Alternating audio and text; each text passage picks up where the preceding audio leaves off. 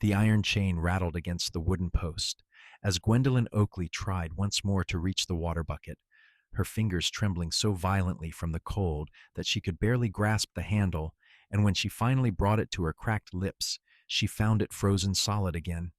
January 1883 had brought the worst winter bannock Montana had seen in a decade, and Gwendolyn had been chained to the post beside the barn for 6 weeks now. Her stepfather, Marcus Whitlock, had decided that his 20-year-old stepdaughter was too much trouble to keep inside the house after she had refused his advances one night in early December. When her mother had died from fever the previous summer, Gwendolyn had hoped she might finally escape the ranch and make her way to Virginia City or Helena, somewhere she could find work as a seamstress or a teacher. Instead, Marcus had grown bolder without his wife there to witness his cruelty. The chain was heavy iron, wrapped around her left ankle and bolted to a post that had been sunk deep into the frozen ground. He gave her just enough length to reach a small lean-to he had constructed against the barn wall, barely large enough for her to lie down in. Every morning before dawn, he would bring her a piece of stale bread and a cup of water, and every evening he would return with the same. Sometimes he would stand there and watch her with cold eyes, telling her that she could come back inside any time she wanted, as long as she understood what that meant. Gwendolyn always turned away, pulling the thin blanket tighter around her shoulders. She had lost weight, her cheekbones sharp beneath skin that had grown pale despite the harsh wind. Her hands were covered in chilblains, her feet numb most of the time, even though she kept them wrapped in every scrap of fabric she could find. The other ranch hands knew what was happening, but Marcus paid them well enough to keep quiet, and in the brutal winter, nobody wanted to lose their position over a girl who was not even their concern. Gwendolyn had started to believe she would die out here, frozen to the post like some forgotten animal, when she heard the sound of hoofbeats approaching the ranch one afternoon in late January. She looked up from where she huddled in the lean-to, trying to preserve what little warmth her body still generated, and saw a rider coming down the snow-covered path that led to the main house. The man sat tall in his saddle despite the wind that whipped snow across the open land. He wore a heavy coat and a wide-brimmed hat pulled low against the weather, and even from a distance Gwendolyn could tell he was not one of the usual hands or visitors. There was something different about the way he carried himself, a quiet confidence that seemed out of place in this desolate corner of Montana. Xavier Caldwell had been riding for 3 days straight, looking for work that would carry him through until spring. He had heard that some of the ranches around Bannock might need extra hands for calving season, and he was willing to take whatever he could get. At 24, he had already spent 6 years working cattle across Wyoming and Montana, saving what money he could, and dreaming of the day he might have his own small spread. He was practical, hard-working, and not given to interfering in other people's business, which was why what he saw when he rode past the barn made him pull his horse to an immediate stop. At first, he thought it was a dog or some animal left out in the cold, but then the bundle of rags moved, and he saw pale fingers emerging from beneath a blanket, saw the glint of chain in the weak winter sunlight. Xavier dismounted without thinking, his boots crunching in the snow as he walked toward the lean-to, his heart beginning to pound as he realized what he was looking at. Gwendolyn watched him approach with wide eyes, part of her afraid he might be another one of Marcus's men, someone who would hurt her or mock her suffering. But when he knelt down in the snow beside her shelter and pushed back his hat, she saw a face that held nothing but shock and anger. "Who did this to you?" His voice was rough from the cold and from disuse, but there was something steady in it that made Gwendolyn want to trust him. She tried to speak, but her throat was so dry and damaged from weeks of freezing air that only a whisper came out. "My stepfather. Please, you need to leave before he sees you. He will kill you if you interfere." Xavier looked at the chain around her ankle, at the raw skin beneath it where the iron had rubbed away layers of flesh, at the hollow look in her eyes that spoke of suffering beyond what any person should endure. He stood up and looked toward the main house, his jaw tight with fury, and then he looked back down at her. "I am not leaving you here. You do not understand," Gwendolyn said, her voice gaining a bit more strength. "He owns this ranch. He has 6 men working for him. You are just one person. Xavier knelt down again and examined the chain more closely. Do you know where he keeps the key? On his belt. He never takes it off. The cowboy was quiet for a moment, thinking. Then he stood and walked back to his horse, pulling a heavy set of bolt cutters from his saddlebag. He had bought them in Bozeman 2 months ago, planning to use them for fence work, but now they would serve a different purpose. Wait, Gwendolyn said, fear rising in her chest. If you cut that chain, he will know someone helped me. He will hunt us both down. Xavier looked at her with eyes that were a clear, steady gray, like the winter sky before snow. Then we had better ride fast. He positioned the bolt cutters around the chain close to where it connected to the post and began to apply pressure. The chain was thick and strong, designed to hold a horse or a bull, but Xavier was stronger, his arms hardened from years of ranch work. The metal resisted, groaning under the force, and then with a sharp crack, one of the links broke apart. Gwendolyn felt the weight of the chain drop away from the post and could barely believe it was happening. She tried to stand, but her legs would not hold her, and she would have fallen if Xavier had not caught her around the waist. Easy, he said. How long have you been out here? 6 weeks, maybe 7. I lost count. His face darkened even further, if that was possible. He looked at the main house again, and Gwendolyn followed his gaze. She could see smoke rising from the chimney, could imagine Marcus sitting inside by the fire with his whiskey, confident that she was still chained outside like an animal. Can you ride? Xavier asked. I do not know. I have not walked more than a few steps since December. He made a decision then, scooping her up in his arms as though she weighed nothing at all.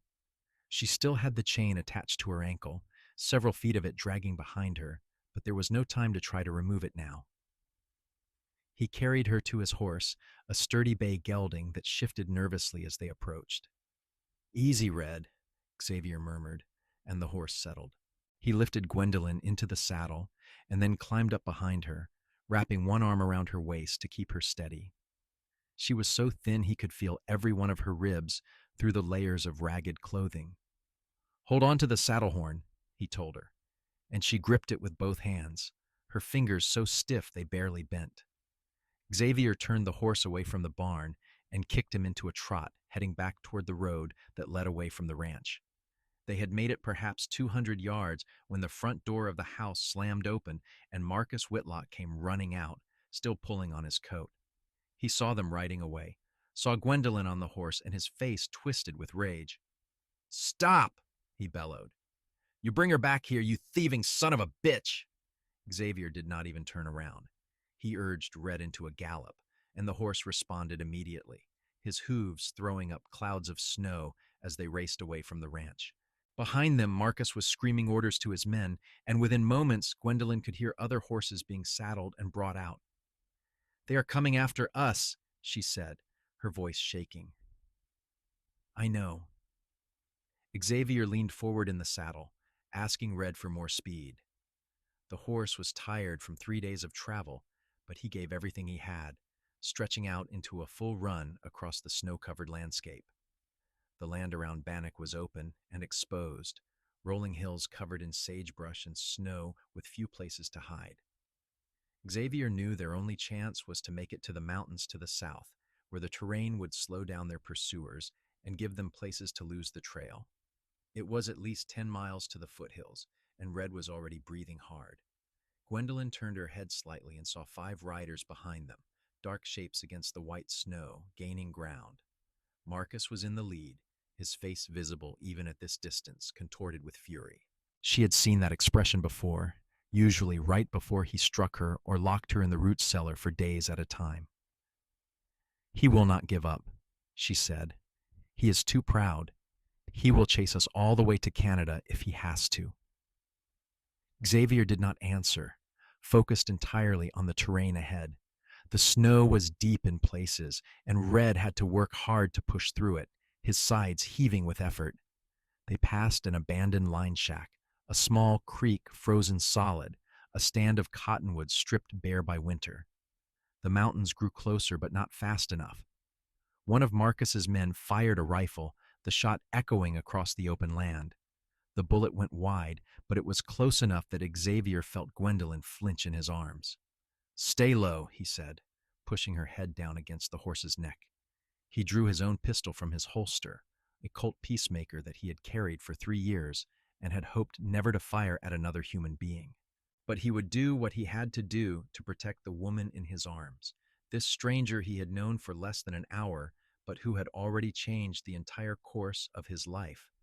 Another shot rang out, and this one struck a rock near Red's front hooves, causing the horse to shy sideways.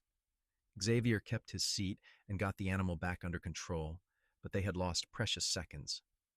The pursuers were closer now, close enough that he could hear Marcus shouting.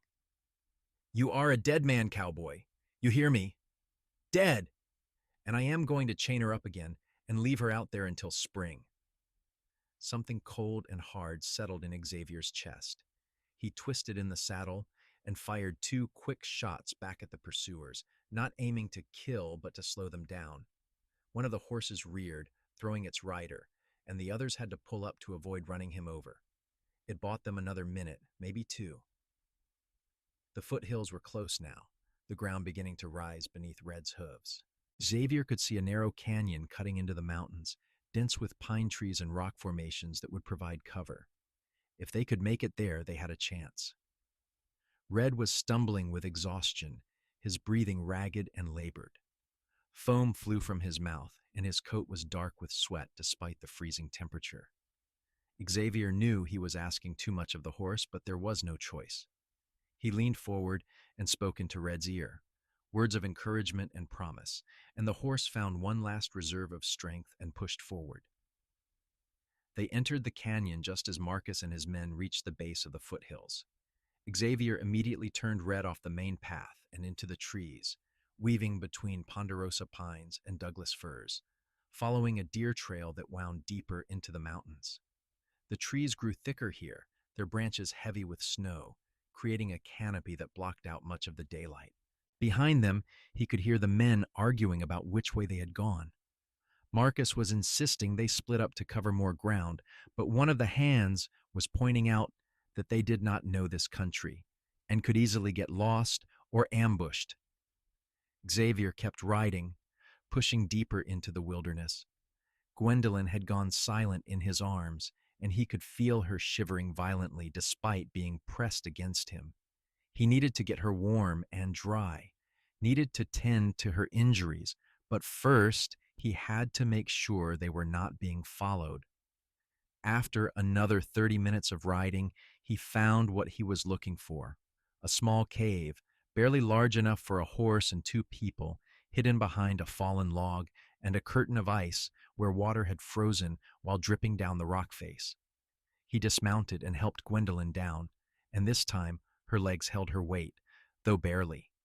He led Red into the cave, the horse's sides still heaving with exhaustion, and tied him loosely to a rock projection. Gwendolyn sank down onto the cave floor, her entire body shaking. Xavier pulled off his heavy coat and wrapped it around her shoulders, then quickly gathered some dry wood and kindling that had been protected from the snow under an overhang. Within minutes, he had a small fire going, the flames casting dancing shadows on the cave walls.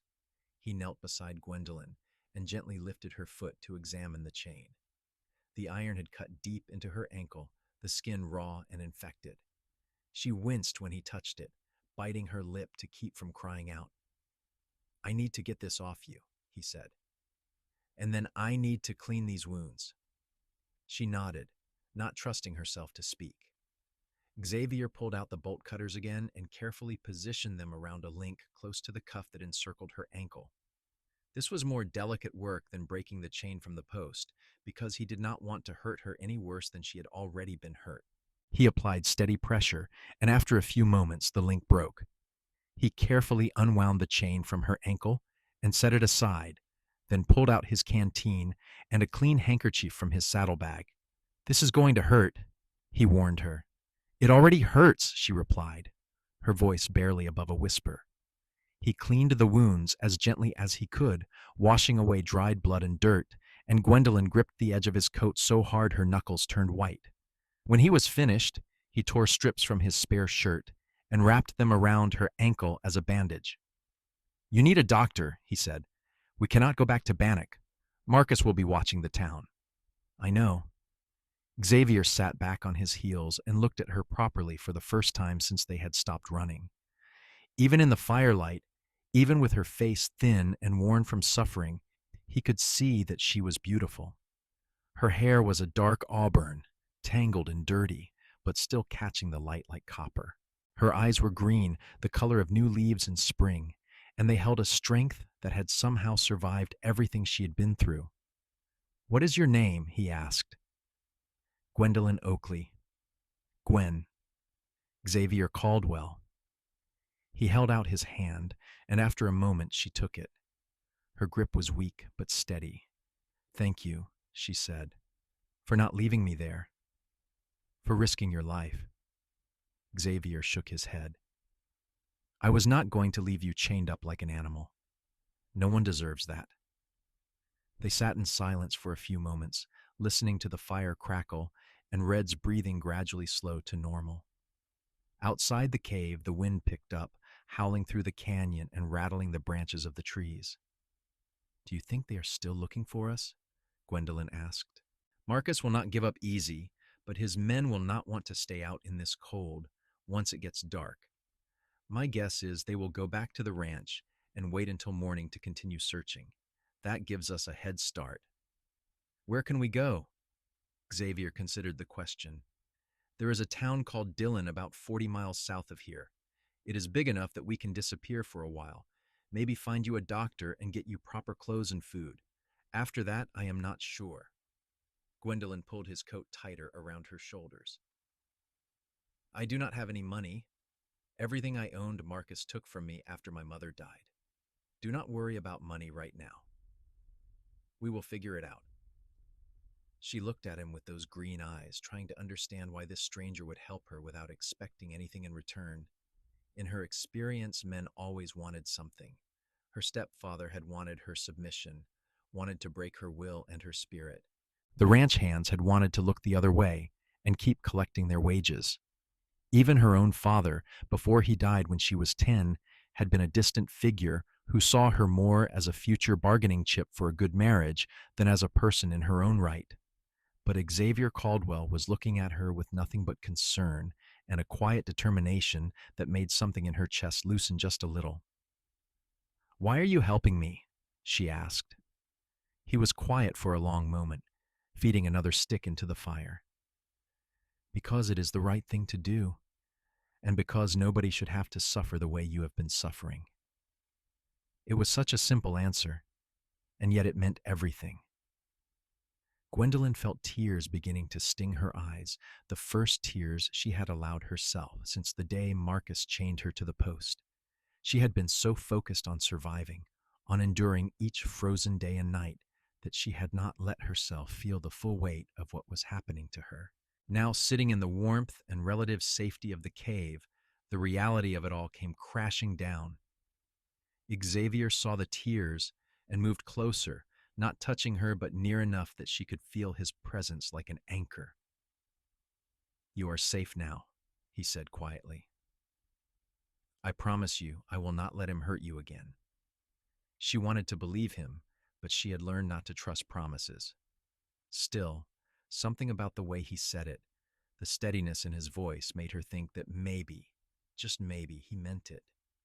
They stayed in the cave that night, taking turns sleeping while the other kept watch.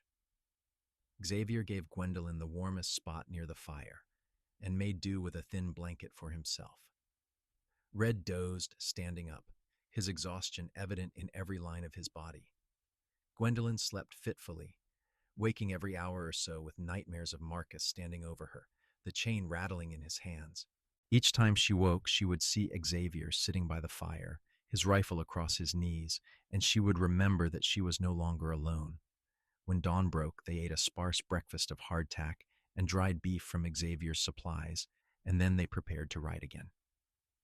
Xavier helped Gwendolyn mount Red first, then climbed up behind her. The horse was still tired, but had recovered enough to carry them both at a steady pace. They traveled south through the mountains, avoiding the main trails and sticking to the high country where the snow was deep, but the cover was good. It was slow going, and by midday, they had only covered about 10 miles. Xavier kept scanning the horizon for signs of pursuit, but so far they seemed to be alone. Gwendolyn found herself leaning back against his chest as they rode, drawing warmth from his body and finding comfort in the steady rhythm of his breathing.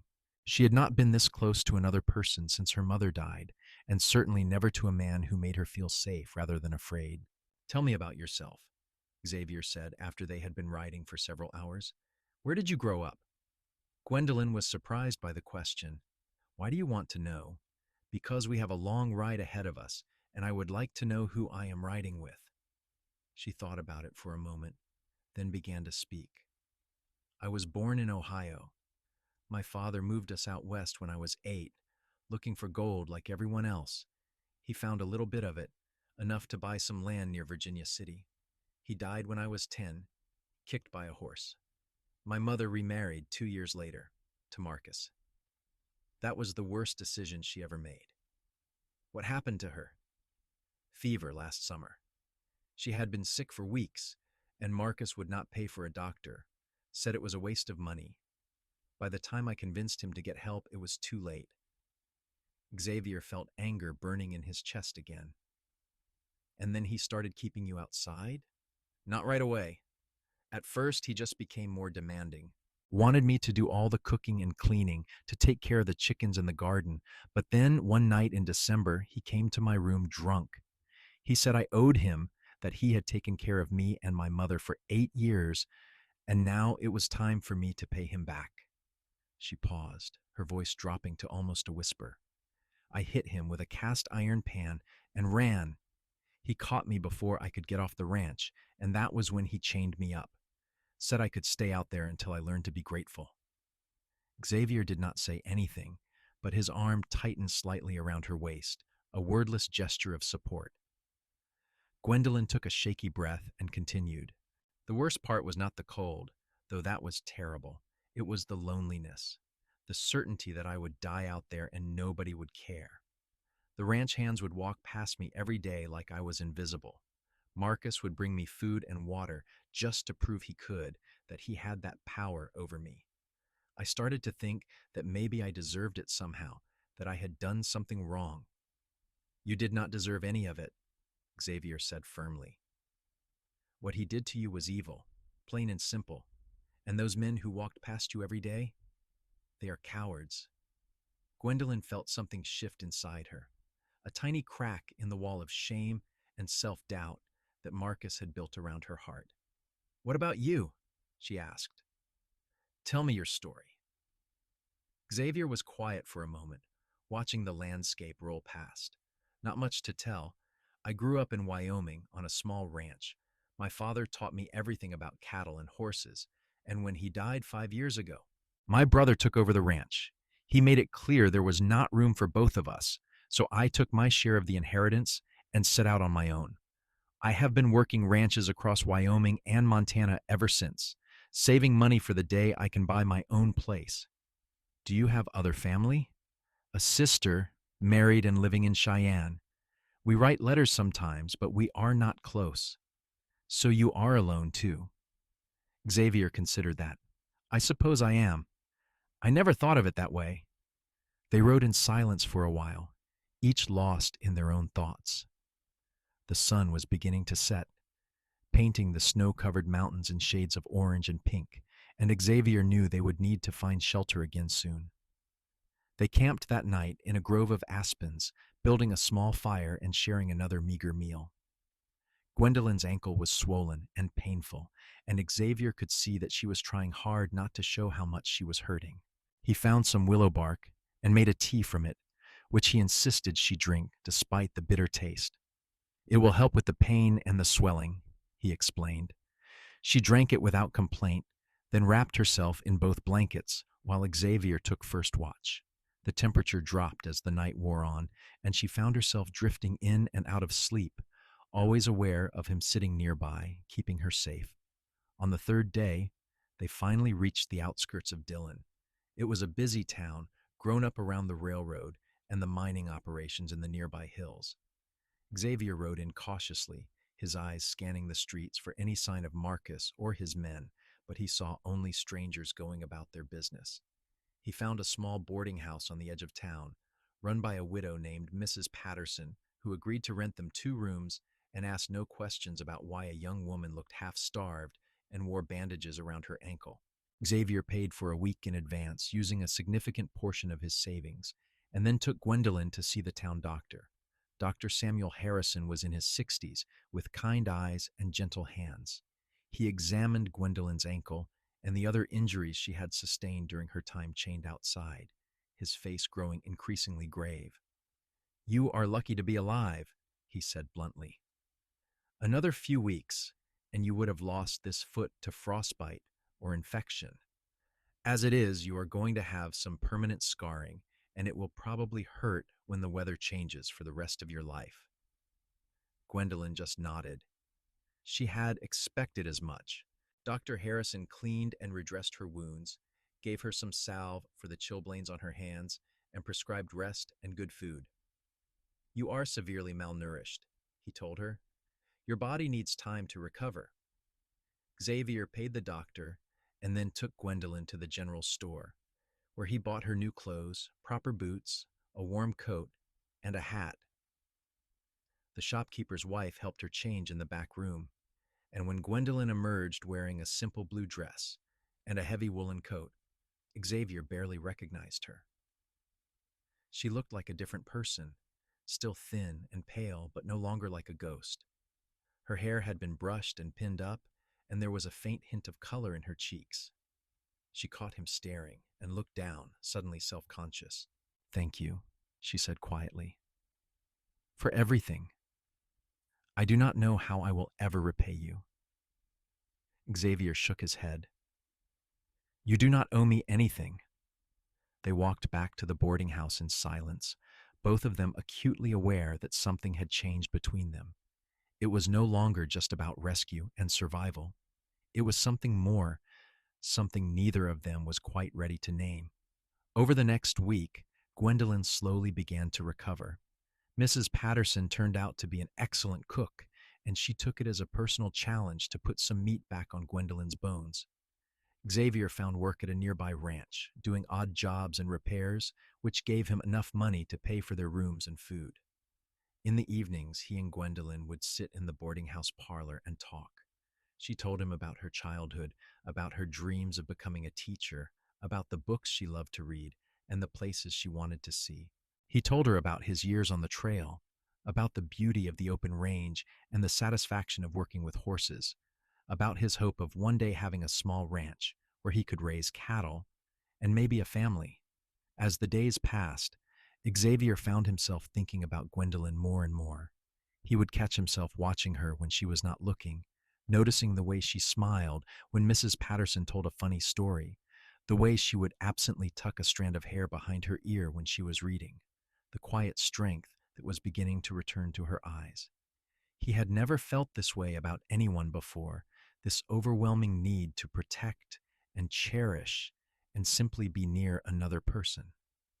Gwendolyn was having similar thoughts. She had been afraid of men for so long, afraid of their anger and their demands and their casual cruelty. But Xavier was different. He was patient and kind, never pushing her or expecting anything from her. He made her feel like a person again, not a possession or a burden. And when he smiled at her, which was becoming more frequent, she felt something warm and unfamiliar bloom in her chest. 2 weeks after they arrived in Dillon, Xavier came back to the boarding house with news. "I found us a problem," he said, his face serious. Gwendolyn's heart sank. "Marcus?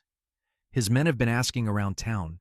They are looking for a woman matching your description and a cowboy who might be traveling with her.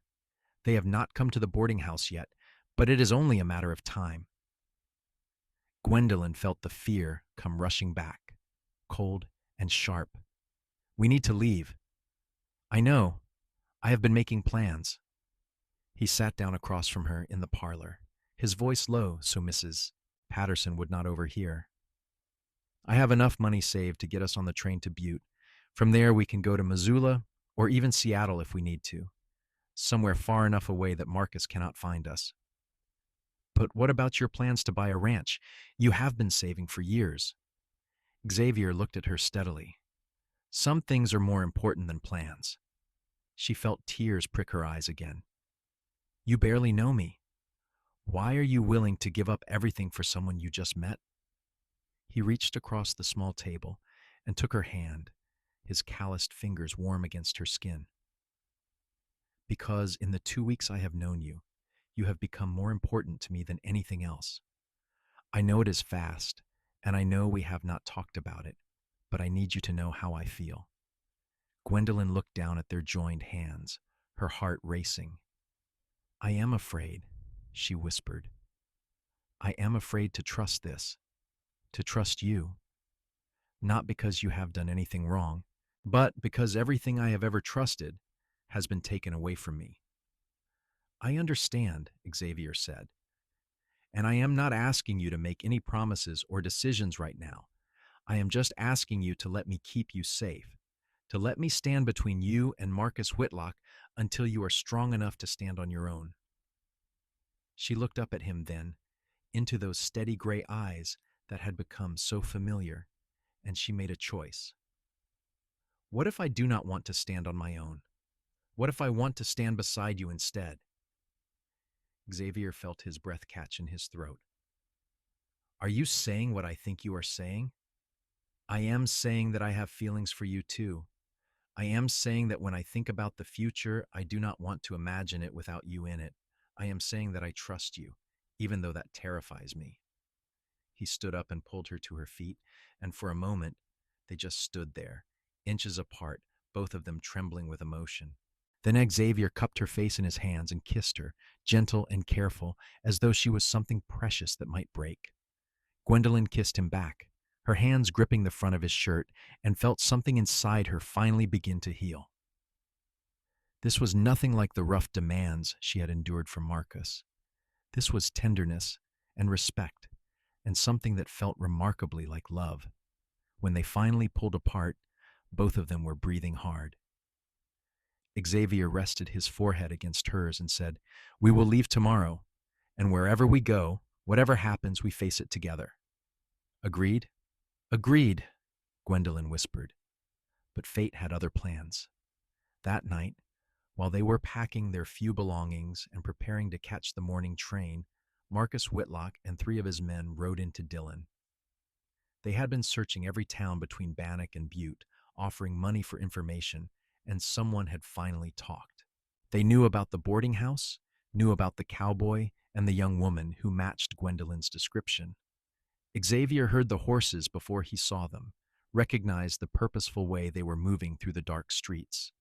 He looked out the window of his room and saw Marcus dismounting in front of the boarding house, saw the rifle in his hands and the cold determination on his face. He ran to Gwendolyn's room and knocked quickly on her door. She opened it, already dressed and ready to leave, and saw the fear in his eyes. He is here, Xavier said. We need to go now. They grabbed their bags and hurried down the back stairs, but they were too late. Marcus and his men had already surrounded the building. As Xavier and Gwendolyn emerged into the back alley, they found themselves facing 2 of the ranch hands, both armed with rifles. End of the line, Cowboy, one of them said. Marcus wants the girl back, and he wants you dead. Xavier pushed Gwendolyn behind him, his hand moving to his pistol. She is not going anywhere with you. That is not your decision to make. Before anyone could move, Marcus himself appeared at the end of the alley, his rifle trained on Xavier. You have caused me a lot of trouble, boy. Do you have any idea what it cost me to track you down? Time, money, reputation, all because you could not mind your own business. She is a person, not property, Xavier said, his voice hard. You had no right to treat her the way you did. Marcus laughed, a cold sound with no humor in it. She is my stepdaughter. I have every right, and when I take her back to Bannock, I'm going to make sure she never runs away again. Gwendolyn stepped out from behind Xavier, her fear giving way to anger. You will never control me again. Marcus, I would rather die than go back to that ranch. That can be arranged, Marcus said, his finger tightening on the trigger. What happened next seemed to unfold in slow motion. Xavier drew his pistol and fired at Marcus, just as the older man pulled his own trigger. Both shots rang out in the confined space of the alley, deafening and final. Marcus's bullet grazed Xavier's shoulder, spinning him around, while Xavier's shot took Marcus square in the chest. The ranch hand stood frozen, uncertain what to do. Marcus staggered backward, a look of surprise on his face, and then fell to the ground. Blood spread across the front of his shirt, dark and fast. Xavier recovered his balance and aimed his pistol at the two ranch hands in front of them. "Drop your weapons," he ordered, his voice steady, despite the pain in his shoulder. They did, the rifles clattering to the ground. Behind them, the other two hands who had been watching the front of the building came running into the alley, then stopped when they saw Marcus lying on the ground. "He is dead," one of them said, his voice shocked. Gwendolyn stared at her stepfather's body, feeling nothing but a vast emptiness. She had hated him for so long, had lived in fear of him for years, and now he was gone. Just like that. It should have felt like victory, but mostly it just felt like exhaustion. The sheriff arrived within minutes, drawn by the gunshots, and the scene was quickly sorted out. Mrs. Patterson, bless her heart, came forward as a witness, explaining that she had seen Marcus threatening Xavier and Gwendolyn with a rifle. The ranch hands, facing the choice between defending their dead boss or saving their own skins, admitted that Marcus had been holding Gwendolyn prisoner and that Xavier had acted in self-defense. The sheriff, a practical man who had seen plenty of violence in his years and knew Marcus Whitlock's reputation, declared it a justified shooting. Marcus's body was taken to the undertaker, and his men rode back to Bannock to figure out what to do about the ranch. Dr. Harrison patched up Xavier's shoulder, which turned out to be only a flesh wound, and by dawn, the whole ordeal was over. They were free, but freedom, Gwendolyn was discovering, was a complicated thing. She sat in her room at the boarding house as the sun came up, watching the light spill across the floor, and tried to process everything that had happened. Marcus was dead. She was no longer in danger. Xavier had killed a man to protect her. There was a soft knock on her door, and Xavier entered, his arm in a sling.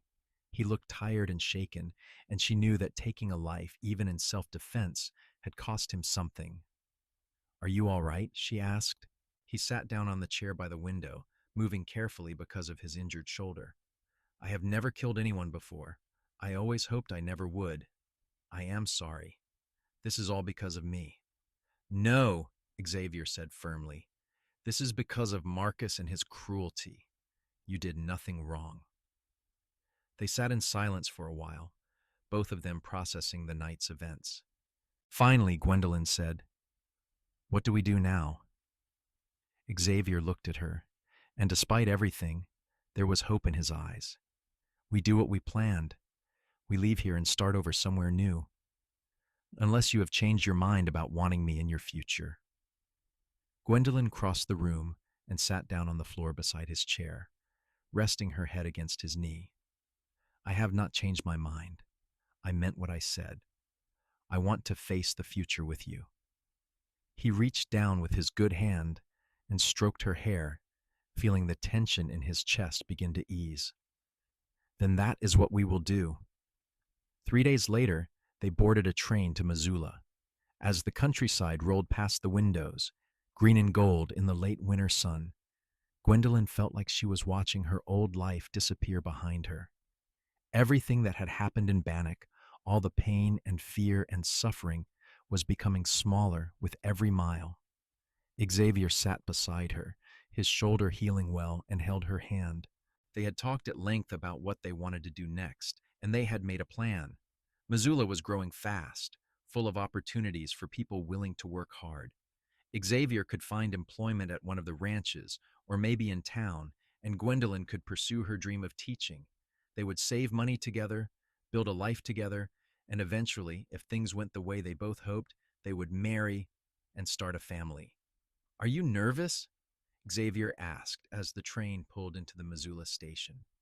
Gwendolyn thought about it. No, for the first time in years I feel hopeful. They rented a small house on the outskirts of town, just a two-room cabin with a wood stove and a well, but it felt like a palace to Gwendolyn after months chained outside in the cold. Xavier found work at a ranch owned by a man named Thomas Brennan, who was impressed by his knowledge of cattle and his strong work ethic. The pay was good, and Mr. Brennan made it clear that there would be opportunities for advancement if Xavier proved himself. Gwendolyn, meanwhile, approached the town school teacher, an elderly woman named Miss Harrington, who was looking for an assistant. When Gwendolyn explained that she had been educated through the 8th grade and loved reading and writing, Miss Harrington hired her on the spot. For the first few months, they simply focused on building their new life. They worked hard, saved their money, and slowly began to relax into the routine of normalcy. Gwendolyn's ankle healed, though it ached on cold days, just as the doctor had predicted. The nightmares about Marcus gradually became less frequent, and she started to sleep through the night without waking in a panic. Xavier proved to be everything she had hoped he would be, and more. He was patient with her fear and gentle with her healing heart. He never pushed her for more than she was ready to give, and he made her laugh with stories from his years on the trail. Slowly, carefully, they fell deeper in love. By summer, they were married in a simple ceremony at the town church, with Miss Harrington and Mr. Brennan as their witnesses. Gwendolyn wore a dress she had sewn herself from pale yellow fabric, and Xavier wore his best clothes and looked so handsome she could barely breathe when she saw him waiting for her at the altar. "I promise to love you and protect you for as long as I live," he said when it was time for their vows. "I promise to stand beside you and face whatever comes," she replied. They spent their wedding night in their little cabin, and Xavier was tender and careful with her, understanding that this was her first time choosing to be with someone rather than being forced. Gwendolyn cried afterward, but they were good tears, tears of relief and joy, and the knowledge that she was finally, truly free. The years that followed were not always easy, but they were good. Xavier worked his way up to foreman at the Brennan Ranch, and after 5 years, Mr. Brennan offered to sell him a portion of the land at a favorable price. Xavier and Gwendolyn used all their savings as a down payment and took out a loan for the rest, and suddenly they owned 200 acres of Montana grassland. Gwendolyn continued teaching even after their first child was born, a healthy boy they named Thomas after Xavier's father. She would bring the baby to school with her, and the older girls would take turns helping watch him while she taught the younger children their letters and numbers. 2 years later, they had a daughter, Rosemary, who had her mother's red hair and her father's steady gray eyes. And 3 years after that, another son, Matthew, who was born during a spring thunderstorm and came into the world screaming his defiance at the thunder. The ranch prospered, slowly but surely. Xavier proved to have a gift for breeding cattle, and the Caldwell herd became known throughout Montana for its quality. They were never wealthy, but they were comfortable, and more importantly, they were happy. Gwendolyn would sometimes stand on the porch of their expanded house and look out across their land, watching Xavier work with the horses while their children played in the yard, and she would remember that frozen girl chained to a post in Bannock. It seemed like a lifetime ago, like something that had happened to a different person.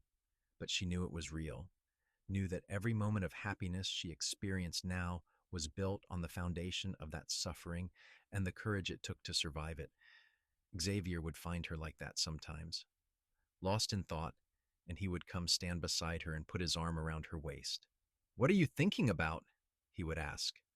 "How lucky I am," she would always reply. And she was.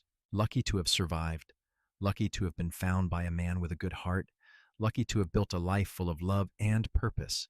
The scars on her ankle were still there, a permanent reminder of the past, but they no longer defined her. She was Gwendolyn Caldwell now, wife and mother and teacher, and she was free. The children grew up hearing stories about how their parents met, though the details were softened for young ears. They knew their father had rescued their mother from a bad situation, knew that he had been brave and that she had been strong. They knew that love could be found in the darkest places and that family was something you built with care and commitment. Thomas grew into a serious young man who loved working the ranch alongside his father. Rosemary inherited her mother's passion for teaching and her father's quiet strength, and she would eventually become a school teacher herself. Matthew was the wild one, always getting into trouble and coming home with scraped knees and torn shirts, but his heart was pure gold. On their 20th anniversary, Xavier took Gwendolyn back to Dillon for a visit. They stayed at the same boarding house, which was still run by Mrs. Patterson, now well into her 80s but still sharp as a tack. She was delighted to see them and spent an entire evening hearing about their children and their ranch and all the ways their lives had unfolded. "I knew from the moment I saw you two that you were meant for each other," she declared. "The way that boy looked at you, like you were the most precious thing in the world, and the way you looked at him like he was your salvation. Love like that does not come along every day." That night, Xavier and Gwendolyn walked through the streets of Dillon hand in hand, remembering those frightening, confusing days when they had first arrived. So much had changed, and yet some things remained exactly the same. He still looked at her like she was precious, and she still looked at him like he was her salvation. They stopped in the spot where Marcus had fallen, where Xavier had been forced to kill to protect her, and they stood there for a long moment in silence. "Do you ever regret it?" Gwendolyn asked quietly. "Taking that life?" Xavier thought about it carefully before answering. "I regret that it was necessary, but I do not regret protecting you. I would do it again in a heartbeat." She leaned against him, feeling the solid warmth of his body, the steady beat of his heart. "I used to have nightmares about being chained up again, about being back in that lean-to, freezing and alone, but I have not had one in years. You gave me that peace." "You gave yourself that peace," Xavier said. "You survived what would have broken most people. You found the strength to trust again, to love again. That was all you." They returned to their ranch the next day, back to their life and their children and the land they had built together. The years continued to pass, bringing both joy and sorrow, as all years do. Mr. Brennan died, leaving them a generous portion of land in his will because he had no children of his own and had come to think of Xavier as a son. Miss Harrington passed away peacefully in her sleep, and Gwendolyn took over as the head teacher at the school. Thomas married a rancher's daughter from the next county over, and they built their own house on the Caldwell land. Rosemary went to teacher's college in Helena and came back with new ideas about education, and a young lawyer named Daniel who was completely besotted with her. Matthew, true to form, ran off to join a cattle drive when he was 17 and did not come back for 3 years. But when he did return, he had grown into a man and was ready to settle down with a spirited young woman he had met in Wyoming. Gwendolyn and Xavier became grandparents, and then grandparents again and again.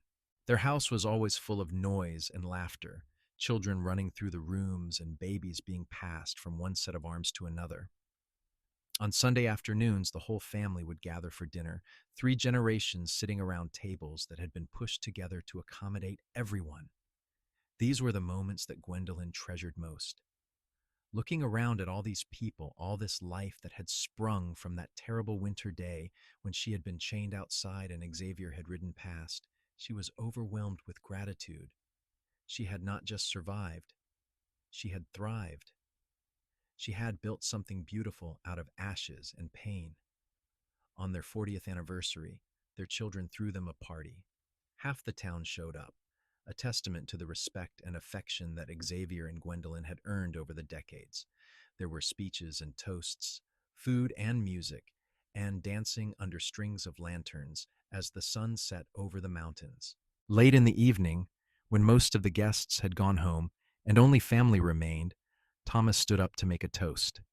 "To my parents," he said, his voice thick with emotion, "who taught me that love is not just a feeling, but a choice you make every day. Who showed me that strength comes in many forms, and that the greatest courage is to keep going even when everything seems lost. Who built a life together that has been a blessing to everyone who has known them." There were tears and hugs and more toasts, and when it was finally over, Xavier and Gwendolyn walked back to their house through the cool evening air. The ranch was quiet now, the children gone to their own homes, the grandchildren asleep in spare bedrooms. They sat together on the porch swing that Xavier had built 30 years ago, gently rocking back and forth. Gwendolyn's hair was silver now, and Xavier's face was lined with age, but when they looked at each other, they still saw the young people they had been, frightened and hopeful and desperately in love. "Do you remember when you first saw me?" Gwendolyn asked. "Chained to that post, more dead than alive?" "I remember," Xavier said. "I remember thinking I had never seen anything so wrong, and knowing I could not ride away without helping you. You did more than help me. You gave me my life back. You gave me everything." Xavier took her hand, his thumb tracing over her wedding ring. "We gave each other everything. That is what love is." They sat there as the stars came out, one by one, filling the Montana sky with light. Somewhere in the distance, a coyote howled, and closer by, an owl called out in the darkness. The wind rustled through the cottonwood trees that lined the creek, a sound that Gwendolyn had come to associate with home and peace and belonging. She thought about writing down their story, all of it, so that future generations would understand where they came from and what it had cost to build this life. She thought about her grandchildren and great-grandchildren who would one day sit where she was sitting, looking out over this land, and she hoped they would understand that love was worth fighting for, that freedom was worth any price, and that even in the darkest winter, spring would eventually come. Xavier kissed the top of her head, and she leaned into him, feeling his warmth and his strength and his unwavering presence. They had been through so much together, survived things that should have broken them, and come out stronger on the other side. "I love you," she said quietly. "I love you too," he replied. "From that first moment until my last breath." They stayed on the porch until the moon rose high and full, bathing the ranch in silver light. Inside the house, their children and grandchildren slept peacefully, safe and loved and unaware of the miracle that was their very existence. Outside, the land stretched out in all directions, beautiful and wild and free, just like the life that Xavier and Gwendolyn had built together. Years later, when they were both very old, Xavier fell ill. It was nothing dramatic, just the slow failing of a body that had worked hard for 8 decades. Gwendolyn sat by his bedside, day and night, holding his hand and telling him stories about their life together, reminding him of all the good times and the beautiful moments they had shared. "I am not afraid," he told her one morning when the light was soft and golden. "I have lived a good life. I got to love you and be loved by you, and that is more than most people ever get." "Do not talk like that," Gwendolyn said, though she knew it was coming. She could see it in his eyes, the gradual letting go. "You are going to be fine." He smiled at her, that same steady smile that had given her courage when she was chained and freezing and ready to give up. "Thank you," he said.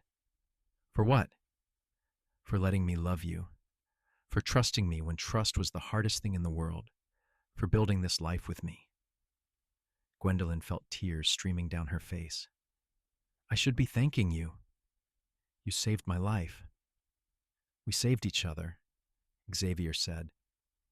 "That is what we have always done." He died quietly 3 days later, with Gwendolyn holding his hand and their children gathered around his bed. The whole town turned out for his funeral, and the line of people waiting to pay their respects stretched for blocks. Everyone had a story about Xavier Caldwell, about his kindness or his fairness, or the way he always kept his word. Gwendolyn felt his loss like a physical wound, a hole torn in the fabric of her being, but she did not break. She had survived worse than grief, had endured things that would have destroyed a lesser person, and she would survive this too. She had her children and grandchildren, had the ranch and the school, and a lifetime of memories to sustain her. She lived for another 7 years, long enough to see her great-grandchildren born, long enough to finish writing down her story in a leather-bound journal that she left for her family. In it, she recorded everything: the cold winter, the chain around her ankle, the moment Xavier rode past and chose to help her instead of looking away. She wrote about their escape, Marcus's death, their wedding, and the decades of love and hard work that followed. On the last page, she wrote, "I was once a girl who thought she would die, chained to a post in the Montana winter, alone and forgotten. I am now a woman who has lived a life full of love and purpose, surrounded by family and blessed beyond measure. If anyone ever reads this, know that even in the darkest moment, hope can still be found. Even when you are at your weakest, strength can still emerge. And even when love seems impossible, it can still bloom like wildflowers after a long, hard winter." Gwendolyn Caldwell died peacefully in her sleep on a spring morning, with the windows open and the smell of lilacs drifting through the room. She was buried next to Xavier on a hill overlooking their ranch, under a headstone that read, "Together in life, together in eternity." Their children and grandchildren continued to work the ranch, passing it down through the generations. The Caldwell name became synonymous with integrity and hard work, and the story of Xavier and Gwendolyn became a family legend, told and retold to each new generation. The journal Gwendolyn had written was kept in a place of honor in the main house, and every Caldwell child was required to read it when they came of age. They learned about the chain and the cold, and the cowboy who broke his plans and his savings to save a stranger. They learned about love that endured hardship, about courage in the face of cruelty, and about the power of choosing compassion over convenience. And on cold winter nights, when the Montana wind howled around the house and snow piled high against the windows, they would gather around the fire and remember. They would remember the girl who survived and the cowboy who saved her, and they would be grateful for the love that had made their whole world possible. The ranch still stands today, a testament to what two people can build when they face life together. The land is still green and productive. The cattle still graze on the hills, and the creek still runs through the property just as it has for over a century. And if you listen closely on a quiet evening, when the wind is just right, you might hear the echo of laughter from long ago, the sound of children playing, and a couple dancing on their porch, celebrating 40 years of marriage and a lifetime of love. This is the story of Gwendolyn Oakley and Xavier Caldwell, a girl who was chained and a cowboy who set her free, and the love they built together in the wild, beautiful, unforgiving landscape of Montana Territory.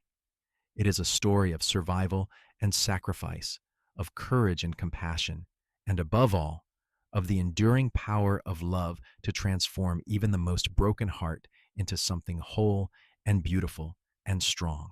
Their story ended as all stories must, but their legacy lived on in the family they created, in the land they nurtured, and in the example they set for how to love well and live fully even in the face of hardship.